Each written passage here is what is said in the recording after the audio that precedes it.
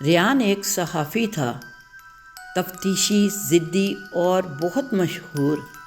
ایک دن اسے ایک عجیب خط ملا، بغیر کسی نام کے۔ خط میں صرف یہ لکھا تھا، اگر تم سچ جاننا چاہتے ہو تو حویلی سکندر پور جاؤ۔ وہاں ایک سایہ ہے جو کسی انسان کا نہیں، اور وہ سایہ تمہارے باپ کے ماضی سے جڑا ہے۔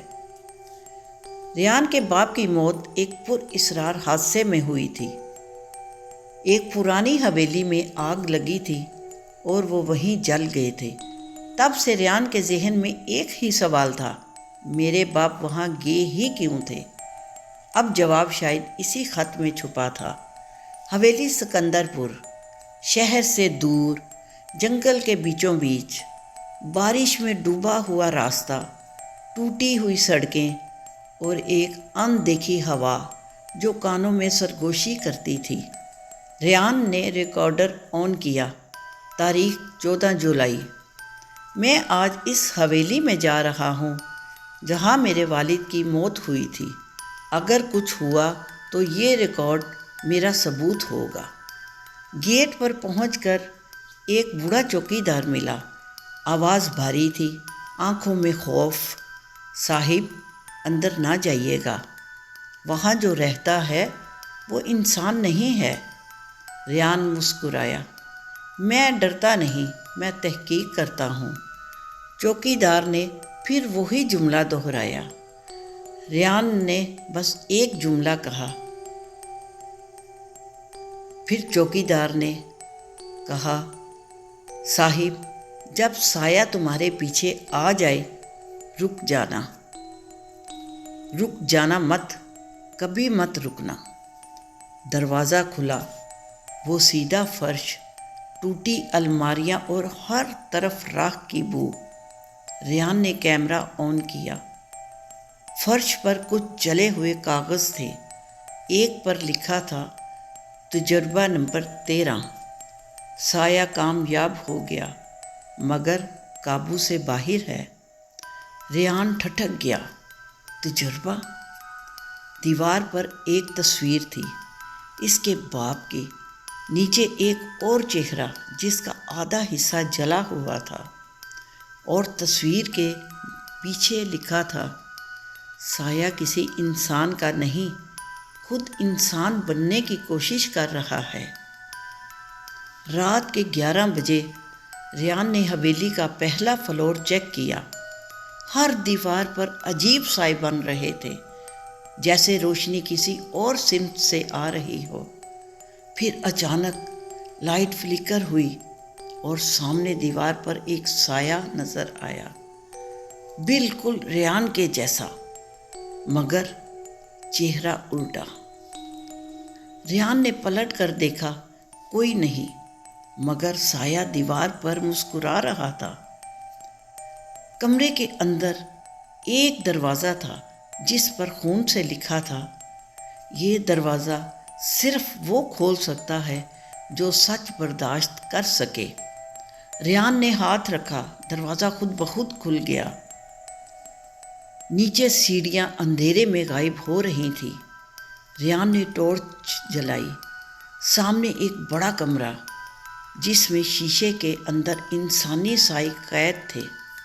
ہر شیشے میں کسی کے چہرے کی پرچھائی، اور ان سب کے بیچ میں ایک ریکارڈنگ مشین چل رہی تھی۔ یہ ڈاکٹر سعید کی لیب ہے، ہم انسان کے شعور کو سائے میں منتقل کر رہے ہیں۔ مگر جو واپس آیا وہ انسان نہیں رہا، وہ روشنی سے نفرت کرتا ہے۔ ریان نے آخری ٹیپ چلائی۔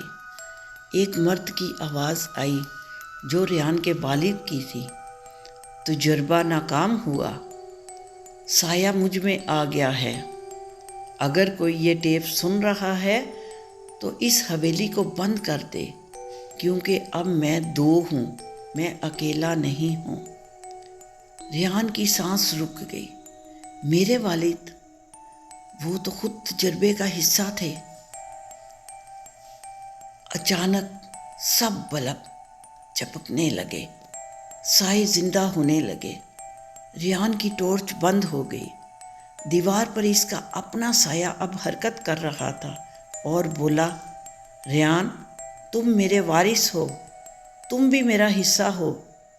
ریان چیخا، نہیں نہیں۔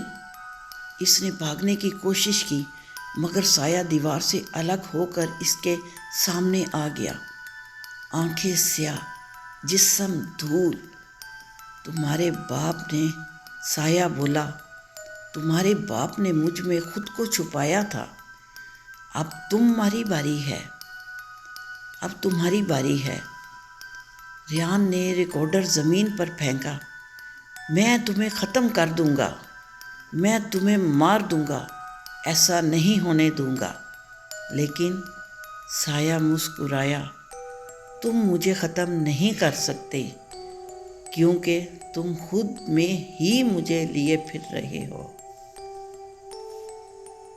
انجام 24 گھنٹے بعد۔ پولیس کو حویلی میں ریان کی کار ملی۔ اندر اس کا ریکارڈر تھا۔ آخری ریکارڈنگ چلائی گئی۔ ریان کی آواز تھر تھرا رہی تھی، میں ریان بننا چھوڑ چکا ہوں، اب سایہ مجھ میں بولتا ہے۔ جو سچ تم سننا چاہتے تھے وہ یہی ہے، سایہ کبھی نہیں مرتا، وہ صرف چہرے بدلتا ہے۔ اسی لمحے انسپکٹر نے دیوار پر روشنی ماری اور وہاں ریان کا سایہ دکھائی دیا، مگر کیمرے میں کوئی ریان نہیں تھا۔ جب ٹارچ بند کی گئی، سایہ اب بھی دیوار پر باقی تھا اور نیچے خون سے لکھا تھا، اگلا چہرہ تمہارا ہے۔